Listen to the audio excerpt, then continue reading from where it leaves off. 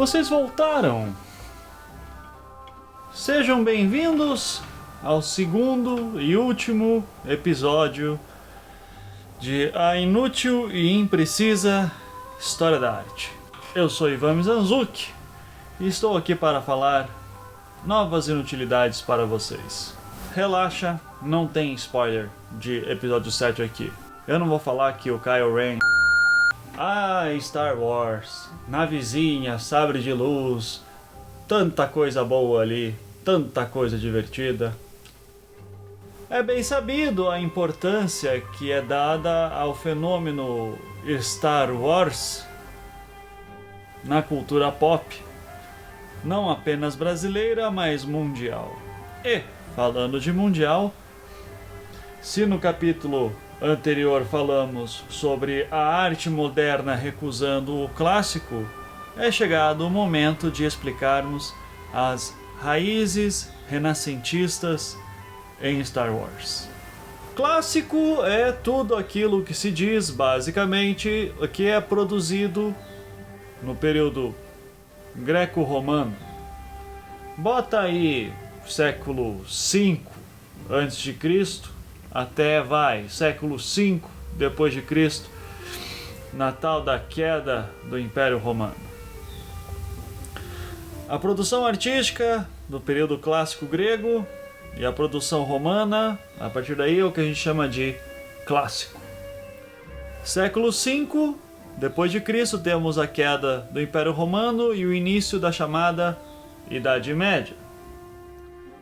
A partir mais ou menos do século XIV, mais precisamente no século XV, vai se cunhar o termo chamado Renascimento. E o que está renascendo? A cultura clássica. Não é à toa. Não é à toa que você pode notar Idade Média como aquilo que está no meio. No meio de quê? Clássico e Renascimento. E daí tem uma série de termos que eu não vou ficar explicando porque é muito chato, mas basicamente a lógica é a seguinte: no período clássico greco-romano tivemos grandes coisas, a beleza era apreciada. Na Idade Média, não.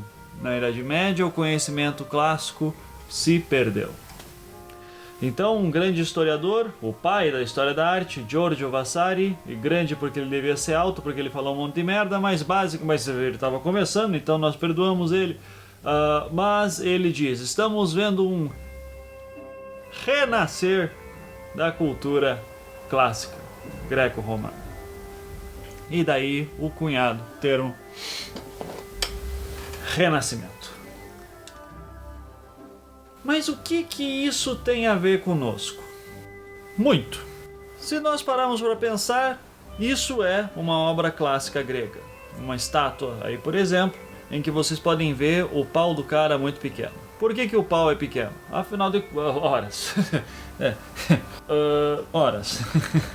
Em primeiro momento, os gregos não eram falocêntricos como temos hoje na idade contemporânea. O conceito de beleza grego, que depois vai ser outorgado aos romanos, apoia-se em 3 princípios: ritmo, proporção e simetria. Se o cara tem uma jeba no meio das pernas, perde-se o equilíbrio, perde-se a simetria. Portanto, pauzinho pequeno, não tem erro. Durante a Idade Média, toda a produção estatuária é proibida, porque é relacionada bastante com a produção pagã. Não que é totalmente proibida, mas sem dúvida ela é evitada. Isso vai acabar, obviamente, quando nós entramos no período gótico tardio, mais ou menos ali pelo século XII, XIII, em que você vai começar a ter estátuas, especialmente em baixo relevo em algumas igrejas, já saindo um pouco mais, ganhando um pouco mais de independência, até que chegamos no Renascimento e, de fato, esse objetivo em trazer a cultura clássica novamente fica mais evidente. Mas o Renascimento ele tem que ser entendido basicamente nos seus 3 períodos básicos: Trecento, Quattrocento e Cinquecento, sendo o Trecento o momento em que a cultura clássica volta com mais força. O Quattrocento, quando você surge artistas que não apenas estão resgatando, mas de alguma maneira vão superar a herança clássica, como de fato vão fazer no Cinquecento. Os grandes exemplos disso são, sem dúvida, as Tartarugas Ninja. Um destaque ainda maior vai sem dúvida para Leonardo da Vinci e Michelangelo, provavelmente os nomes mais conhecidos das Tartarugas Ninjas. No caso de Michelangelo, por exemplo, seu Davi é reconhecido por Vasari como aquela estátua que não apenas recuperou a herança clássica, mas sem dúvida superou-a. Seu Moisés é famoso por, ao Michelangelo terminar a sua produção, acha que ele é tão perfeito que está vivo, vai lá, tenta dar uma batidinha no joelho e fala: se mexe aí, filho. Fala aí, caralho. A minha versão é muito pior do que a verdade. Ele grita: parla, fala. A estátua de Moisés se faz difícil e não fala nada. Mas, saindo de Michelangelo, entramos finalmente na questão de Leonardo da Vinci, quando da Vinci pinta o seu mais famoso quadro, a Mona Lisa.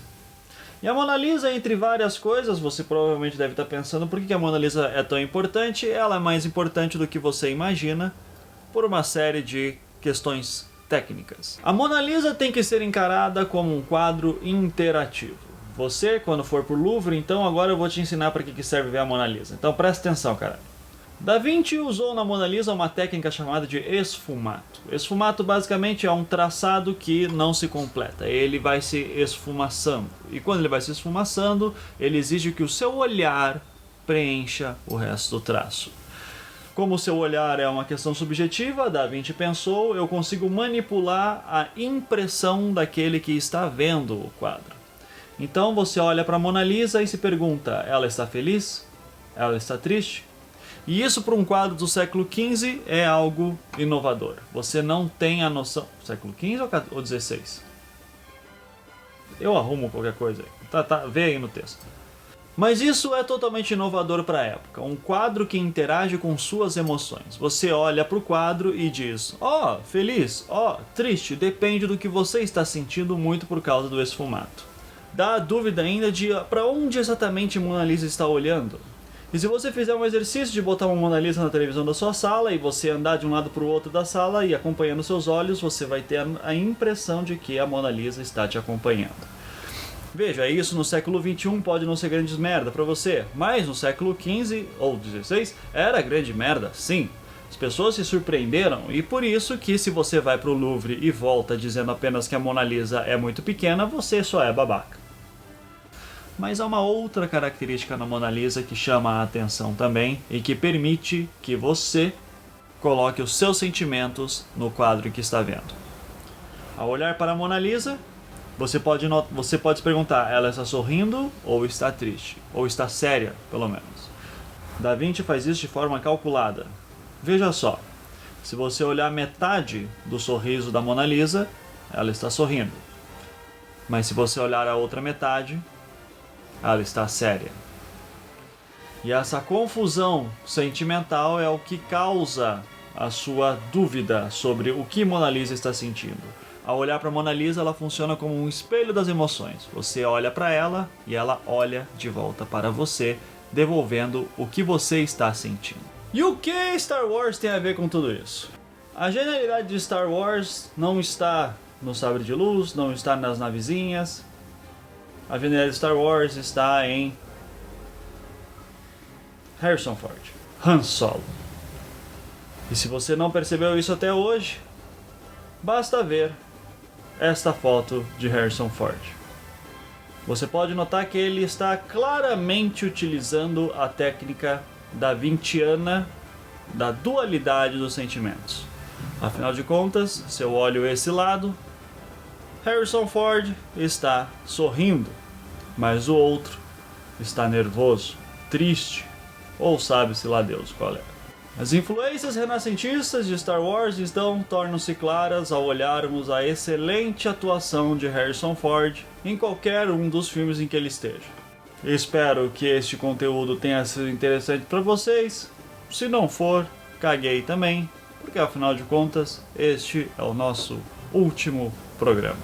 Vida longa a Da Vinci, vida longa a Vasari, vida longa a Han Solo.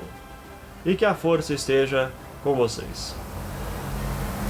Até o próximo que nunca vai acontecer, a inútil e imprecisa História da Arte.